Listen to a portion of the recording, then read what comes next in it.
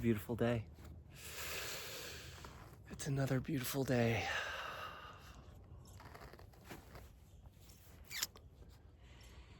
I think the message for today is how do you allow God to come into your heart, into your body?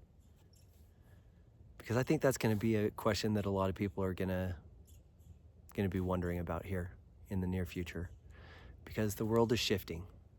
There is a crack right down the middle, or somewhere around the middle. And the crack is just bringing a lot of things to light, and people are going to have choices to make. And because I have gone through this process so recently, it was only in October of 2025, which was 4 months ago. It's now like mid-February, maybe the 13th, February 13th, 12th. I don't even know what day it is. But in October, I hit the lowest point of my life, and I had so much pain inside of me. I just didn't know what to do with it all, and it was just so heavy that I couldn't see anything. It was just darkness. All I saw was darkness, and that's all I felt.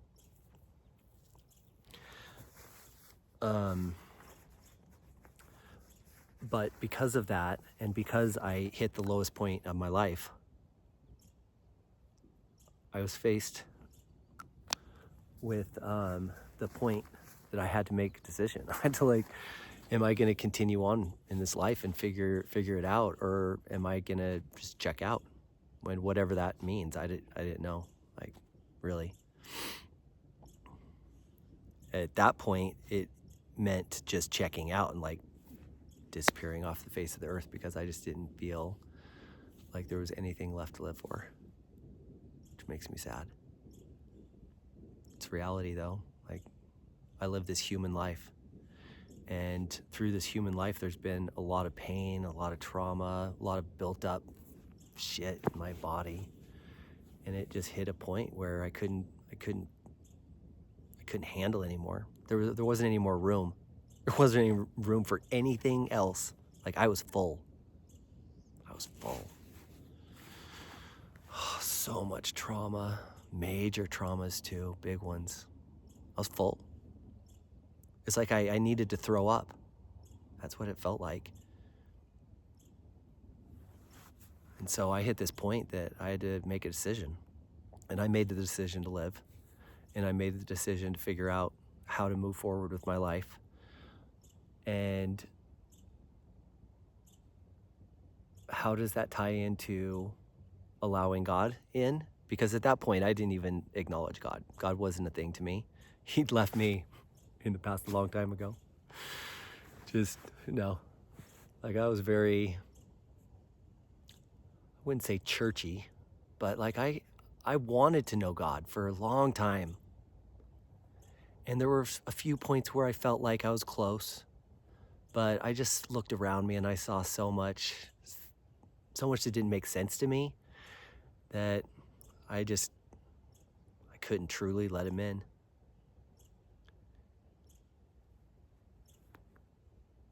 But because I hit that point and I just didn't have any room for any more darkness, nothing, I needed to figure out a way to get everything out of me. And that was, I think, the turning point in my life. It was the start of a turning point, because I had to look back into my life and identify how I got to where I was. And so I literally timelined my whole life, and I wrote down all the traumatic events that, at least that I thought were traumatic, small, medium, large, it didn't matter. I just wrote them all down.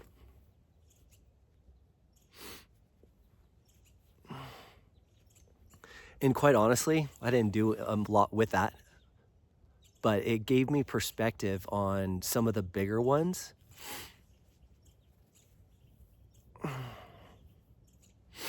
It gave me perspective. And I started to look at at all of those different events, and I started to do research around them. Not around the events, but around what happens when you have trauma in your life. Like, what happens to the human body? And what I found is that I had experienced emotional neglect my whole life. And that's not to say that I grew up in an abusive family. I did not. Like, they all did the best that they could. And, I grew up in the 80s, and life was different back then. Um, and each one of my parents, they had their own trauma that was unresolved, unacknowledged, and buried. And that caught up to me. Like, I paid for that unresolved trauma, that unrecognized, unspoken trauma. And I made the choice. Like, in that period of my life, I made the choice that I am not going to carry this on in my life or in my kids' lives. I have 3 beautiful kids, and they're blessings, and they're awesome. They're unique, and they've got charisma. They got flair. I love them. But I made the choice for me and for them and for their kids that I'm breaking this chain right now. And so I had to figure out what that meant. And that meant, like, I needed to identify the problem, emotional neglect, that I do not blame my parents for. I don't. And I don't blame their parents for it, and I don't blame their parents. This has been something that has been ongoing for hundreds of years.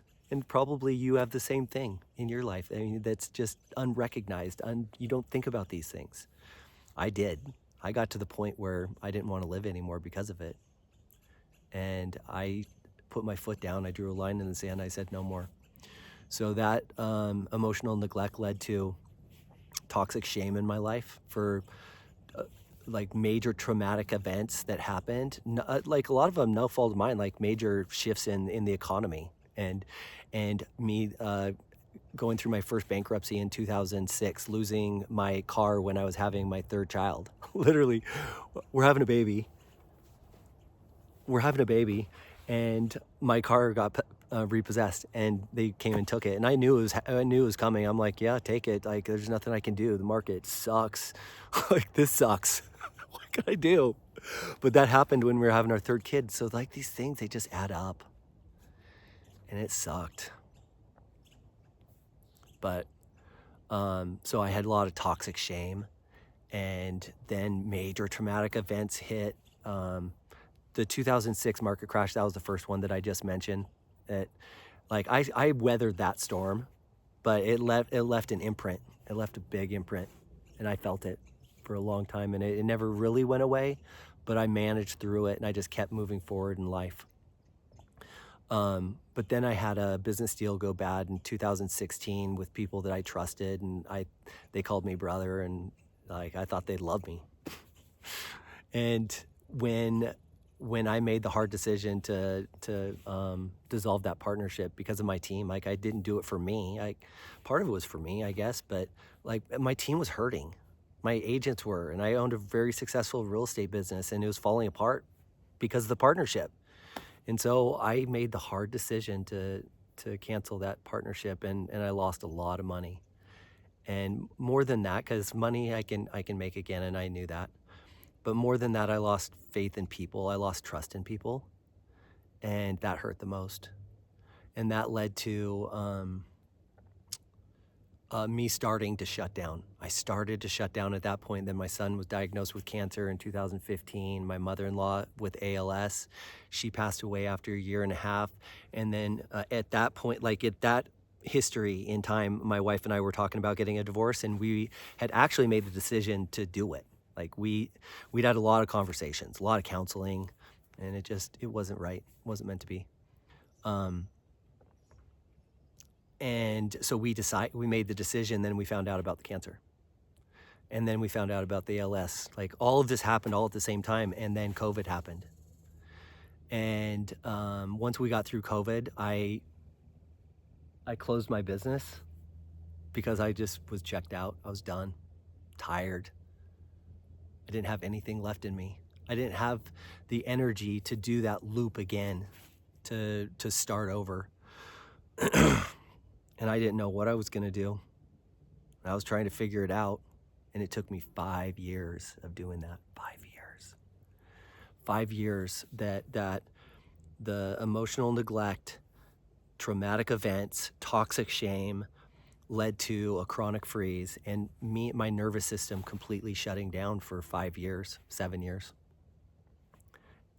And the last year of it was, I was just in a constant state of fight or flight. Like the whole time. It sucked. Especially the last 6 months. Like I couldn't breathe. I noticed that my breathing, I stopped breathing all the time. And it was subconsciously. Like I'd be sitting there and I'd stop breathing, and then all of a sudden I'd start breathing again. I'm like, dude, I'm not breathing. Breathe. That's how bad it was.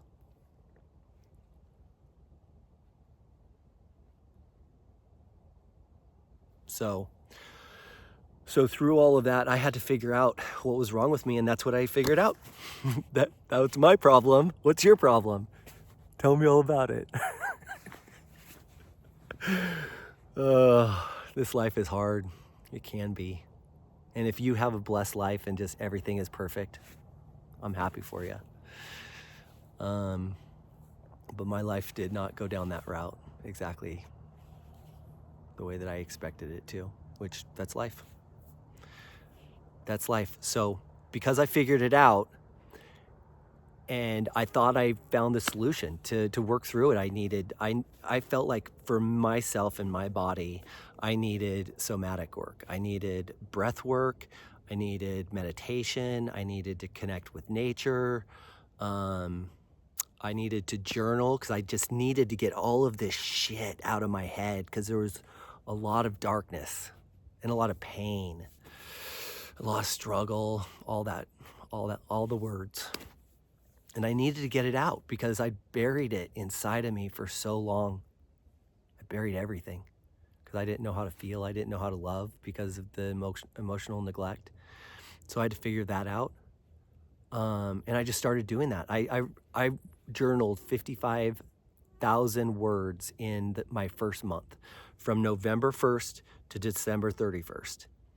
And nobody told me to do any of this. I just figured it out. I kind of put together a game plan. Like, I'm good at that. I'm good at researching, figuring things out, putting together a game plan, and executing. That's been my life. I've had a lot of success in my life, and obviously I've had a lot of failure because that last 5 to 7 years, like, I barely worked.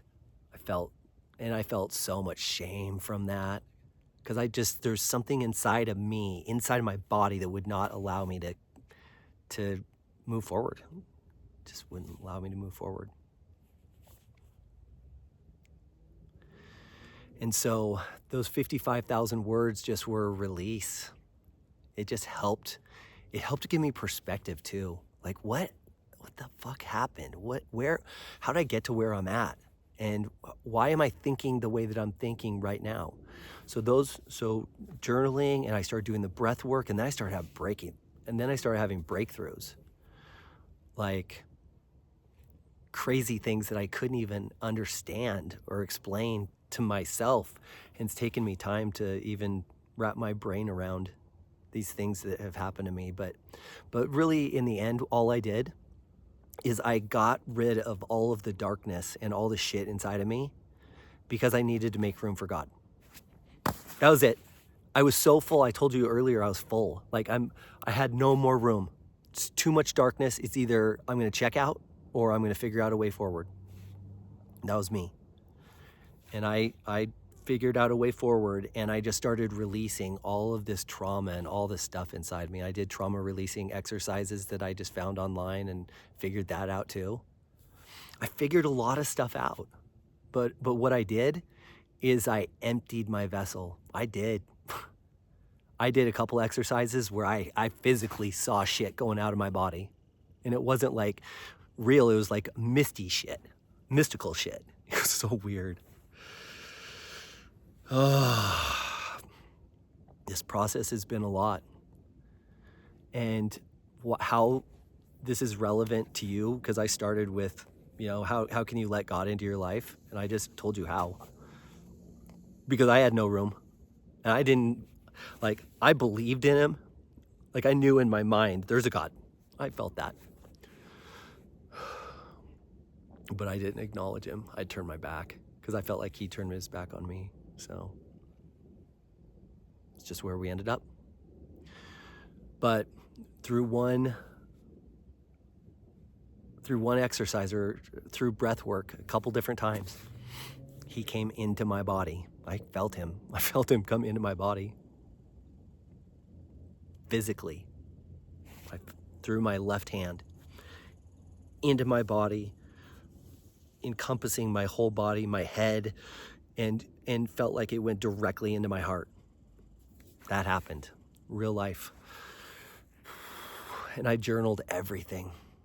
I documented everything. So I've been through this process, and that started in October. So in 4 months, complete miracle. Yay! I'm getting so cold. But I'm not saying that I am perfect at this point or I know everything, but I did come up with a pretty damn good plan. And it might sound kind of simple, probably scary to you, because it was scary to me, having to deal with and face all of that darkness on my own. I did it all on my own.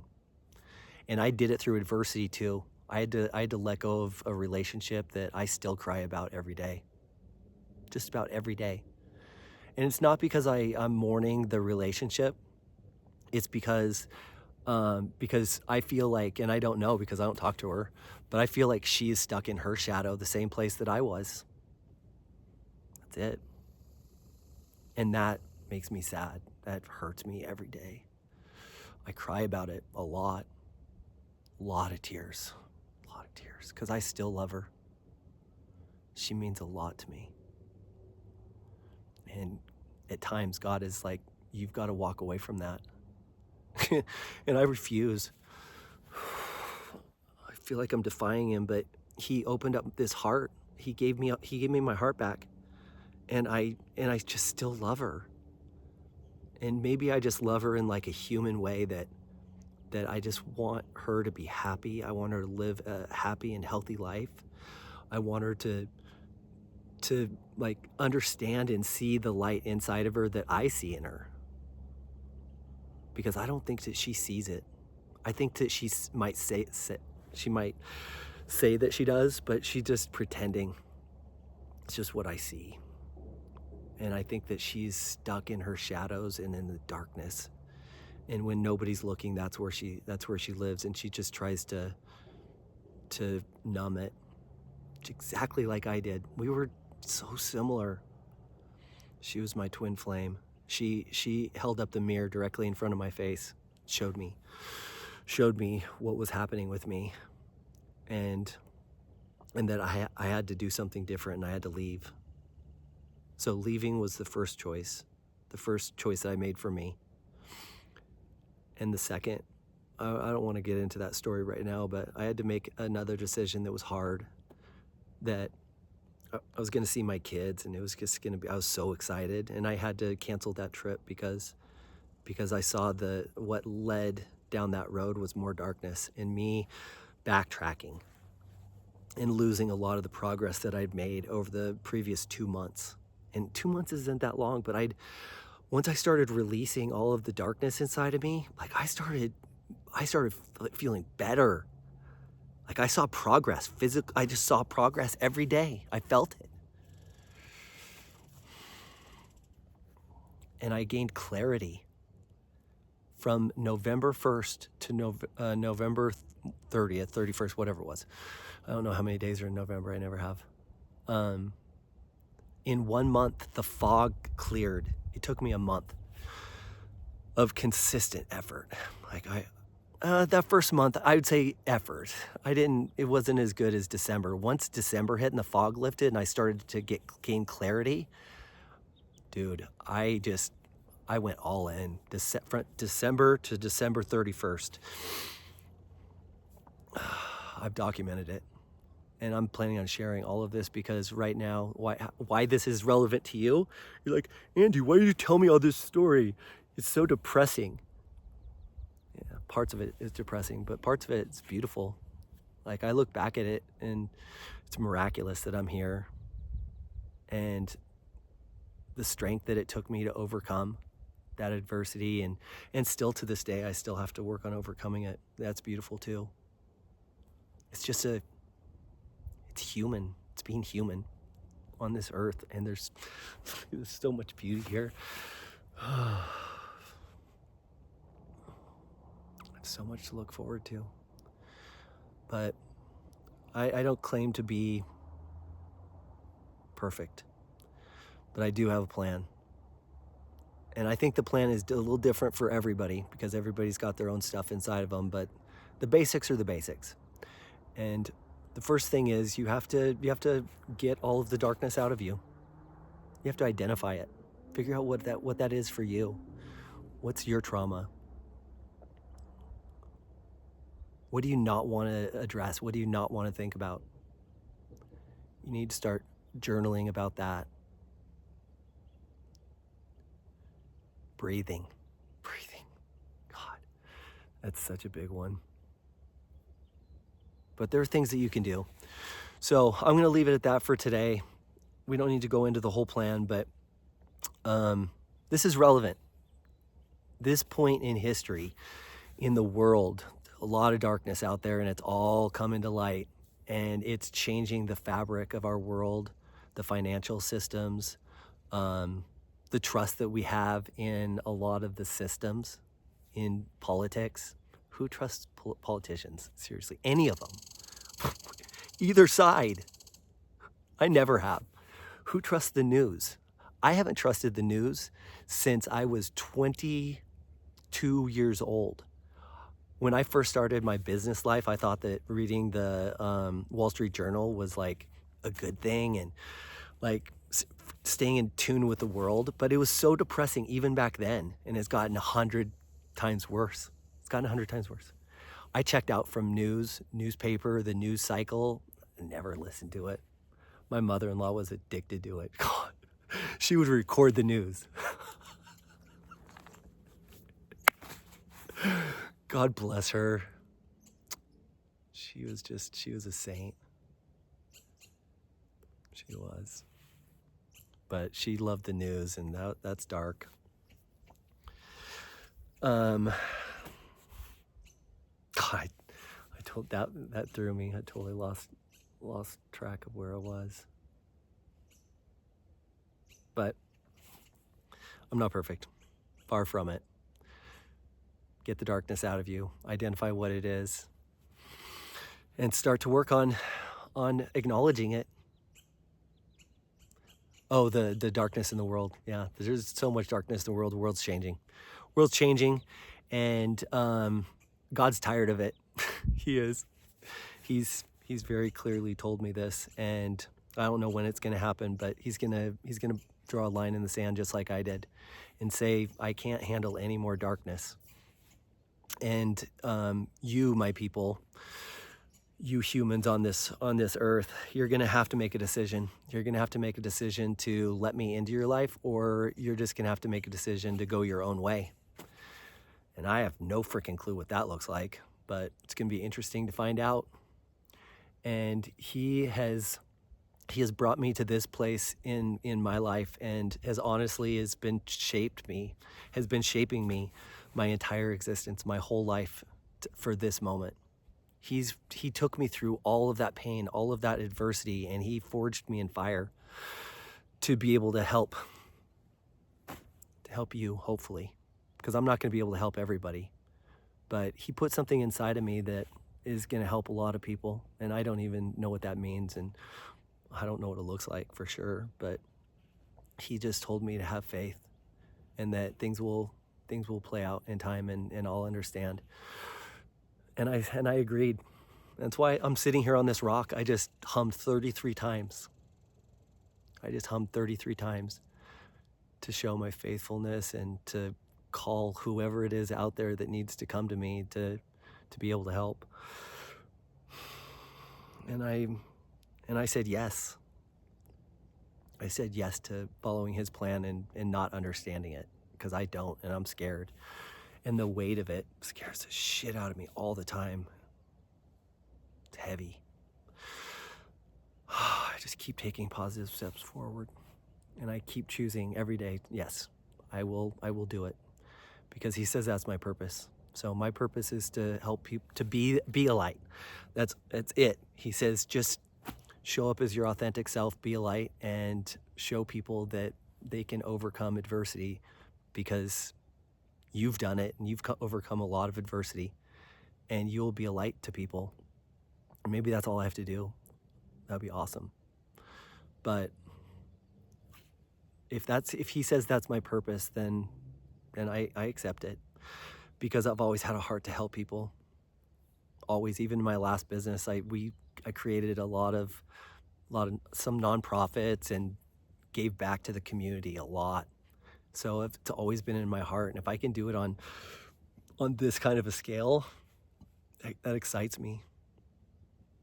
That's why I continue to come up to this rock and pray and empty myself and just humble myself. And I've had to do that a lot, but I'm happy to do it for God, because we're tight now. Not always. I struggle a lot still, but I'm entering a new season of life soon, so I pray that it's just all filled with love and light. Okay, well, my heart is filled with gratitude, because that's what God's put into me.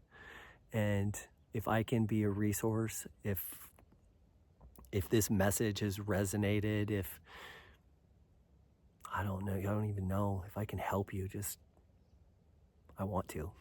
That's all I know. I just want to help people. Okay. I guess I'll leave you with just get rid of all the darkness. That's all you gotta do. Empty your vessel, get rid of the darkness, and let the love and light in. And as cheesy as that sounds, it happened for me. I begged God. Once I figured out that God was back in my life again, I'm like, God, just fill me with your love and light. God, fill me with your love and light. And I'm doing this breath work. It was intense. And he literally, he did it. It just shocked me. Came right into my body, and I felt it. And that's what I pray for you. So that's where I'm going to leave it. I pray that you beg God to fill you with love and light, and that you've done the work to empty your vessel enough that he has room to shock you like he did me, and just come into your body, into your life with his love and light. Peace.